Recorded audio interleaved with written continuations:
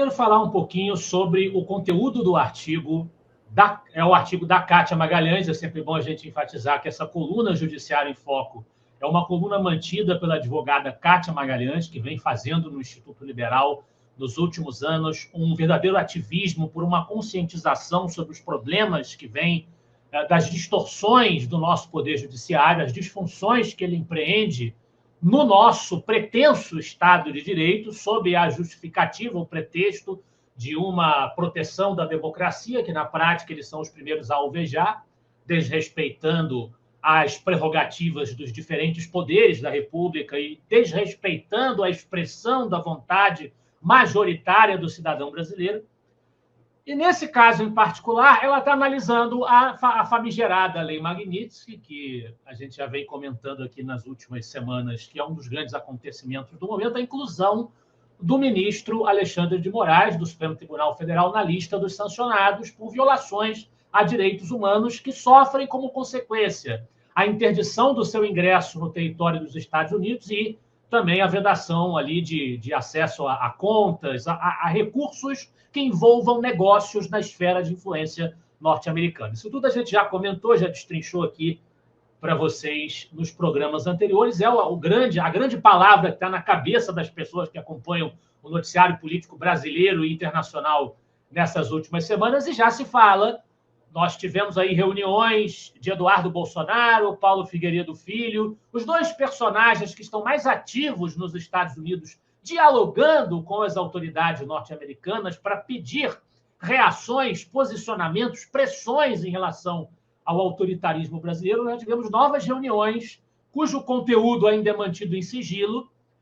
No decorrer desses dias, nós tivemos como novidade tão somente o anúncio do Marco Rubio de sanções no sentido de interdição de visto americano, né, para funcionários do governo brasileiro vinculados ao programa Mais Médicos, aquele programa em que a ditadura cubana tirava recursos dos profissionais de saúde trazidos aqui para o Brasil. Então, as pessoas que trabalharam nesse circuito estão recebendo sanções dos Estados Unidos nesse momento, foi anunciado pelo secretário de Estado, Marco Rubio, mas as conversas continuam, a gente sabe disso, as notícias dão conta, mas ainda não aconteceu nada de prático contra nenhum outro ministro do Supremo Tribunal Federal em termos de aplicação da Magnitsky. Interdição de visto, isso já tinha sido anunciado até antes, não foi apenas para o Alexandre de Moraes, mas a aplicação da Magnitsky continua se atendo apenas a ele.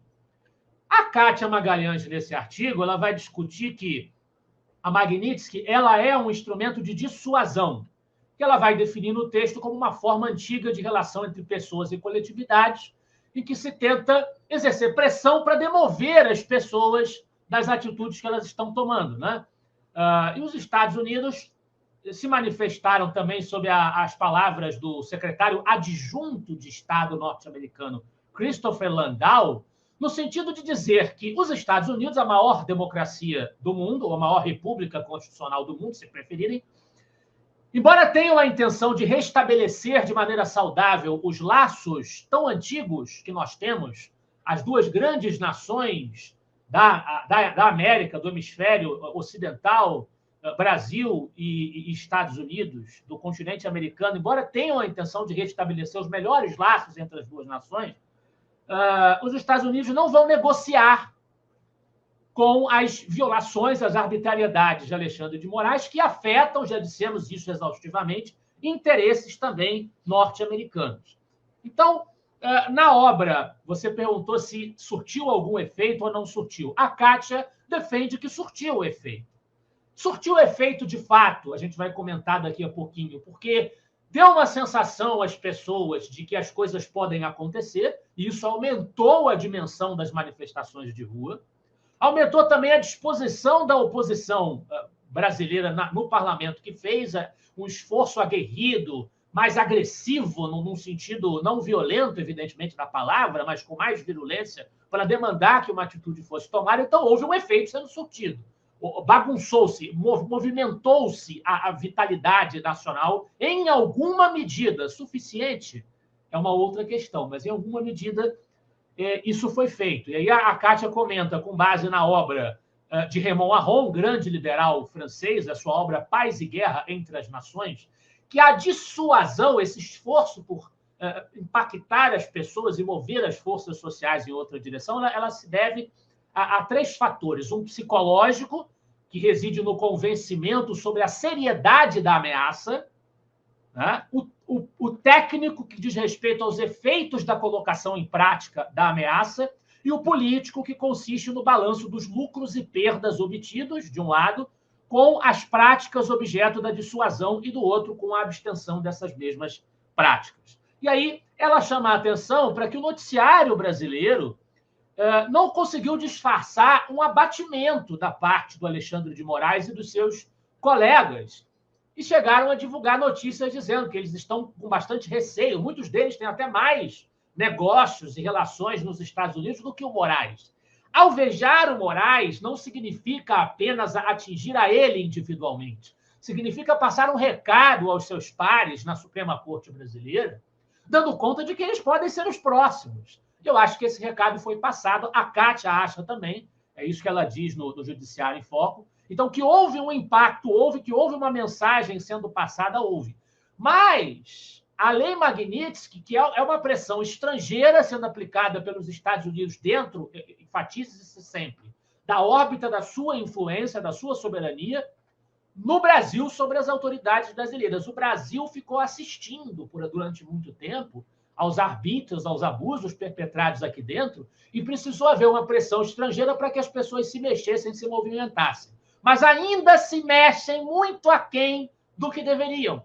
E a gente tem dois personagens a criticar de maneira muito direta por isso, que são os responsáveis por pautar as discussões no Legislativo, o poder que tem a prerrogativa de exercer uma reação ao comportamento abusivo do Judiciário. Nós estamos falando, naturalmente, do presidente do Senado, Davi Alcolumbre, que disse que mesmo que 81 senadores apoiassem o impeachment de Moraes, ele não pautaria o impeachment.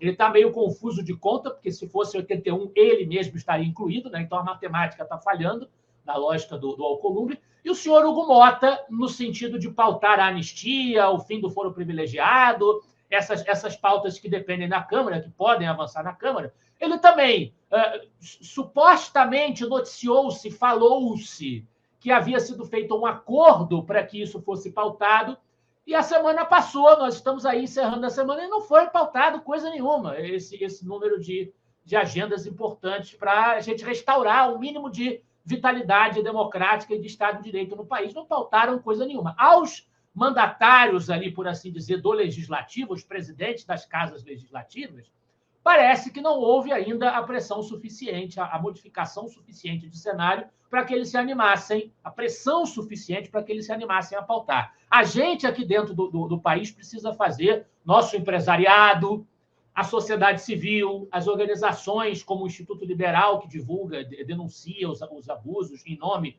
dos princípios liberais, a sociedade civil, de maneira geral, precisa continuar se mobilizando, exercer uma pressão mais intensa para que a gente consiga, em algum momento, empurrar as coisas na direção necessária, Camila, porque a gente não pode ficar apenas contando com os Estados Unidos, e não fazer a nossa parte, ficar assistindo a essa inércia injustificável dos senhores Hugo Mota e Davi Alcolumbre.